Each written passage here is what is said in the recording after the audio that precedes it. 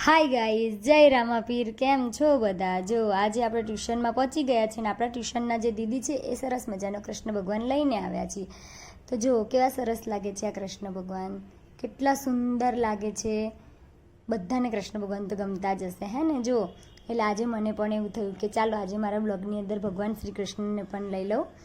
અને જો એને સરસ મજાના તૈયાર કરેલા છે અને જો કેટલા સુંદર લાગે છે. એમને કપડાં પણ સરસ મજાના પહેર્યા છે, હે ને? અને પછી હવે આપણે આવી જઈશું ઘરે. અને આજે ઘરે આવીને આજે આપણને કંઈ જ ખાવાની ઈચ્છા નથી, એટલે આપણે મમ્મીને કીધું કે મમ્મી સરસ મજાની વઘારેલી ખીચડી અને છાશ જ બનાવી, આપણે બીજું કંઈ આજે ખાવું છે નહીં. પણ સૌથી પહેલાં હું મારા સોનુબેનને ખાવાનું આપીશ. અમારા સોનુબેનને આવી બધી વસ્તુ બહુ જ ભાવે છે અને જ્યાં સુધી એને જમવાનું ન આપું ત્યાં સુધી એ આપણને ખાવા દે નહીં. એને ખૂબ જ જમવાનું ભાવે છે, જો એને આ બધું સારી સારી વસ્તુ જ ભાવે છે.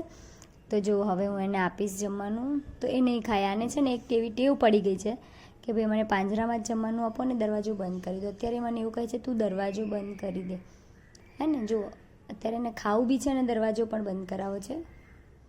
જો ખાવા લાગશે, જો ખાવા લાગીને હવે હા, દરવાજો સહેજ બંધ કર્યો પછી એ બેને ખાધું. જો ખાધું. અને હવે આ છે મારા પપ્પા, હે ને? એમને ખીચડી ભાવતી નથી તો પણ જો ખાય છે ને, કેમ કે પહેલાં શાક રોટલી બધું ખાઈ લીધું છે, અને જો કેવી સરસ મજાની છે અમારી સોનું. અને હવે રાત પડી ગઈ, હવે સોનુબેન કહે છે મને રમાડો. આખો દિવસ આ રાત્રે 2 વાગ્યા સુધી આમ રમતું હોય છે, બરાબર? પછી એને સૂઈ જવાનું હોય ને આપણા જેવાને સવારે સ્કૂલ જવાનું હોય.